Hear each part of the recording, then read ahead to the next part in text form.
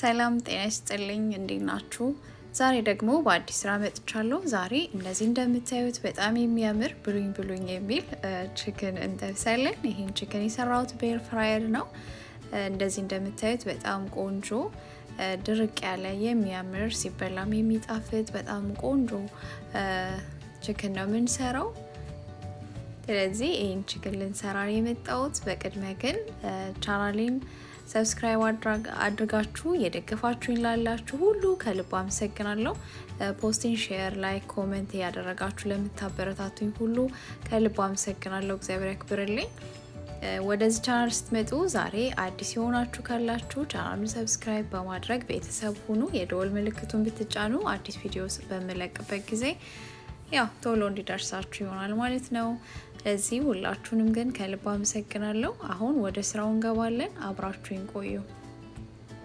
እዚህ ጋር እንደምታዩት ዶሮ ታጥቦ የተዘጋጀ ዶሮ አለኝ፣ የዶሮ ስጋ። እዚህ ጋር በርበሬ አለኝ፣ ነጭ ሽንኩርት ፓውደር፣ ብላክ ፔፐር፣ የተለያዩ ቅመማ ቅመሞችን አዘጋጅቻለሁ። ሶያ ሶስ፣ ዘይት፣ የሎሚ ጭማቂ እንዲሁም ኦሪጋኖ አለኝ። ስለዚህ እነዚህን ቅመማ ቅመሞች ቀምመን ዶሮአችንን ማሪኔት እናደርገዋለን። አሁን ወደ ስራው ነው የምንገባው። በድጋሚ አብራችሁኝ ቆዩ።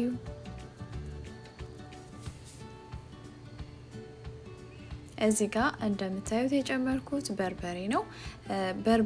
የበርበሬውን ፓርት መዝለል ትችላላችሁ እናንተ የማትፈልጉ ከሆነ የምትፈልጉትን አይነት ቅመም መጠቀም ትችላላችሁ። እኔ የምጠቀማቸውን ቅመማ ቅመሞች መጠቀምም አለመጠቀምም የእናንተ ፍላጎት ነው የሚሆነው ማለት ነው። ስለዚህ እኔ ግን ስለምፈልግ ነው የጨመርኩት። በርበሬ ስጨምርበት የራሱ የሆነ ጣዕም ስላለው ያጣፍጣል። እዚህ ጋር እየጨመርኩ ያለሁት ያው ብላክ ፔፐር ወይም ቁንዶ በርበሬ ነው። እሱን ጨምር ያለውኝ። እንዲሁም ደግሞ እዚህ ጋር የምታዩት የነጭ ሽንኩርት ፓውደር እንዲሁም ደግሞ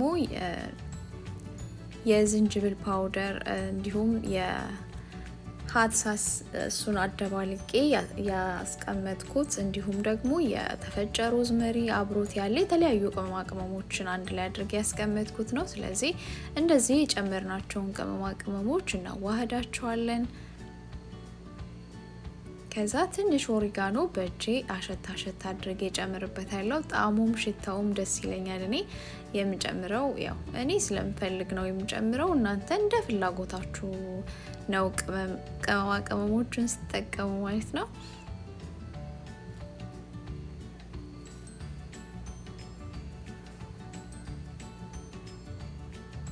ስለዚህ እንደዚህ ደረቆቹን በደንብ ካዋሃድናቸው በኋላ እዛ ጋር ያዘጋጀሁት ሌላ የሎሚ ጭማቂ ያለ እንዲሁም ደግሞ ሶያ ሶስ አዘጋጅቻለሁ። እነሱን ደግሞ እንጨምርበታለን። ትንሽ ዘይትም እንጨምርበታለን።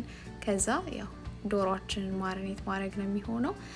ሎሚውን ስናደርግበት ያው ጣዕሙም ቆንጆ ነው። ያው እንግዲህ የጣዕሙን ሁኔታ ለማወቅ ሰርታችሁ ሞክሩት። እኔ በሰራሁት መንገድ ሰርታችሁ ብትሞክሩት ደስ ይለኛል። ቆንጆ ነው የሚሆነው፣ ይጣፍጣል፣ ጣዕሙ ልዩ ነው። እዚህ ጋር እንደምታዩት ሶያ ሶስ ጨምሬበታለሁ። አንድ ማንኪያ ከግማሽ የሚሆን ነው የጨመርኩበት።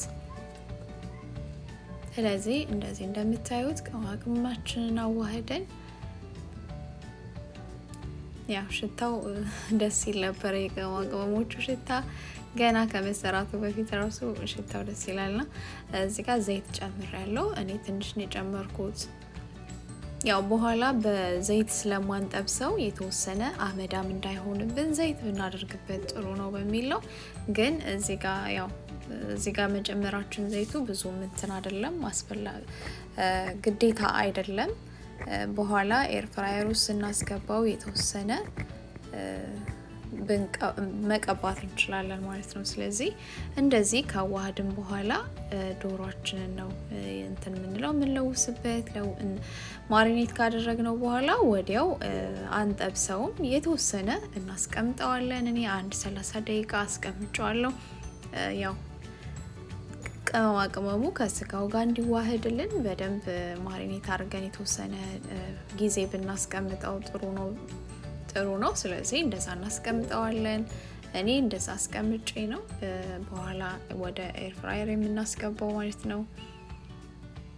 እዚህ እንደዚህ በደንብ ከቅመሙ ጋር የዶሮ ስጋችንን በደንብ እያዋሃድን ወደ ሳህናችን እናደርጋለን። እንደፈለጋችሁ እዚህ ጋር በጎርጓዳ ሳህን ማስቀመጥ ትችላላችሁ። ከዛ ግን እንደዚህ አድርገን ከጨረስን በኋላ ላስቲክ እንሸፍነዋለን። ከዛ ያው አስቀመጥ ነው የሚሆነው ማለት ነው። ያው ቆንጆ ነው፣ ለልጆችም ጥሩ ነው። ያው ይወዳሉ። ቺክን ተጠብሶ ስንሰጣቸው ልጆችም ይወዳሉ፣ እኛም እንበላለን። ስለዚህ ያው እንደዚህ ያደረገን ቤታችን ሰርተን መመገብ እንችላለን የሚለውን ለማሳየት ያህል ነው። እንደምትወዱት ተስፋ አደርጋለሁኝ። ስለዚህ እኔ እንደዚህ ማሪኔት አድርጌ ጨርሻለሁኝ። እንደዚህ እንደምታዩት በላስቲክ ሸፍኜ እንደነገርኳችሁ ለ30 ደቂቃ የሚሆን አስቀምጠዋለሁ። እናንተ ከዛም በላይ ብታስቀምጡት የበለጠ ስጋውና ቅመሞቹ ይዋሃዱና ቆንጆ ጣዕም ይሰጥልናል ለዶሮ ስጋው። ስለዚህ ማሪኔት አድርጎ ማስቀመጡ ተመራጭ ነው ማለት ነው። እዚህ ጋር እንደምታዩት ያው ከ30 ደቂቃ በኋላ ነው የተመለስኩት። እዚህ ጋር ትንሽ ጨው አለኝ። እዚህ ጋር ዱቄት ስላዘጋጀውኝ ዱቄታችንንም ያው የተወሰነ ጣዕም እንዲኖረው ከላይ የምናገኘው እሱን ስለሆነ እሱንም መቀመም ስላለብን እዚህ ጋር የቅድሞቹን የተቀላቀሉ ቅመሞች የተወሰነ ጨምሬበታለሁ። ያው ከዛ መጀመሪያ ላይ ጨመርኩት ጨው ነው።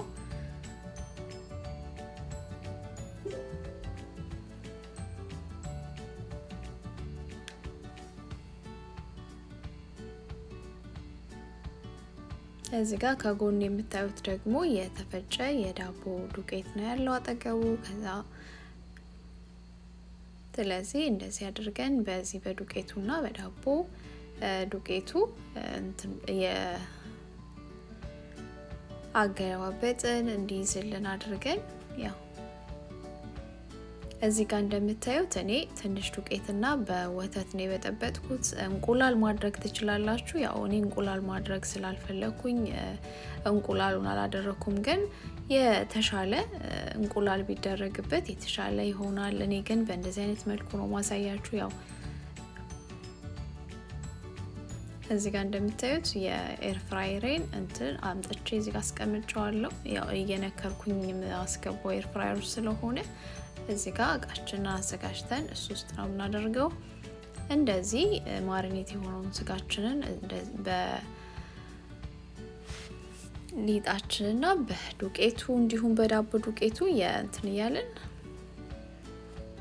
ወደ ኤር ፍራየራችን እናስገባለን። ኤር ፍራየር ውስጥ ከገባ በኋላ በጣም ምንም ብዙ አይቆይም፣ ቶሎ ነው የሚያበስልልን። በአጭር ጊዜ ቆንጆ ሮስትድ የሆነ ቺክን እንሰራለን ማለት ነው። ድርቅ ያለ ቆንጆ የሚያምር ክሪስፒ ነው የሚሆነው።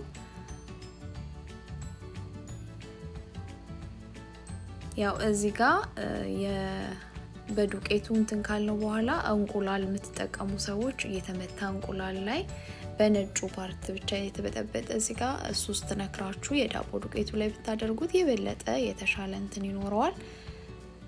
እኔ ግን እንቁላሉን መጠቀም ስላልፈለኩ በእንደዚህ አይነት መልኩ ነው የሰራሁት።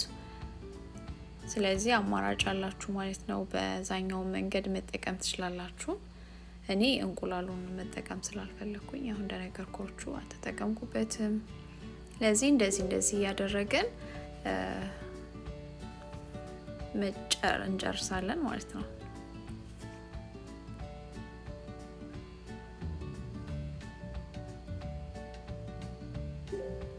ያው እዚህ ጋር መጨረሻ ላይ አመዳም እንዳይሆንብን የተወሰነ ዘይት ቡርሽ እናደርገዋለን። እኔ እሱን ፓርት ቪዲዮ ላይ አላሳየውም፣ ግን የተወሰነ ነጭ እንዳይሆን እዚህ ጋር እንደምታዩት ትንሽ የነጠ ይመስላልና ከላይ ብዙ ሳይሆን በቡርሽ ትንሽ ቀባ ብናደርገው በዘይት ስለማንጠብሰው አመዳም እንዳይሆንብን ያደርጋል ማለት ነው። ስለዚህ እንደዚህ እንደምታዩት ኤር ፍራየር ውስጥ አስገብቼ ለ14 ደቂቃ በ400 ፋራናይት ላይ ሞልቼዋለሁ። ሮስትድ የሚለውን ነው የነካሁት፣ ግን መሃል ላይ ቀይሬው በኤር ፍራየር በሚለው በራሱ 3 ደቂቃ የሚሆን አቆይቼዋለሁ። በሮስት በሚለው ግን 10 ደቂቃ ነው ያቆየሁት። ስለዚህ እንደዚህ እንደምታዩት በጣም ቆንጆ ክሪስፒ የሆነ ቺክን አግኝተናል ማለት ነው። በጣም ቆንጆ ነው። ለእናንተም ለልጆቻችሁም ይሆናል። ሰርታችሁ ሞክሩት፣ ትወዱታላችሁ። ስለዚህ እዚህ ጋር እንደምታዩት የተለያዩ ሶሶችን አዘጋጅቻለሁ። እኔ እዚህ ጋር የምታዩት ሀሳስና ያኛውም ጣፋጭ የሆነ ሶስ ነው። ስለዚህ እናንተ በፈለጋችሁት ሶስ መጠቀም ትችላላችሁ ለመመገብ ማለት ነው። በጣም ቆንጆ ክሪስፒ የሆነ ቺክን ሰርች ጨርሻለሁኝ። ከወደዳችሁት ላይክ፣ ሼር፣ ኮሜንት ማድረግ እንዳትረሱ። አብራችሁኝ ስለነበራችሁ ከልብ አመሰግናለሁ። የዛሬው ቪዲዮ ይህንን ይመስል ነበረ። ሰላም ሁኑ። ከልብ አመሰግናለሁ።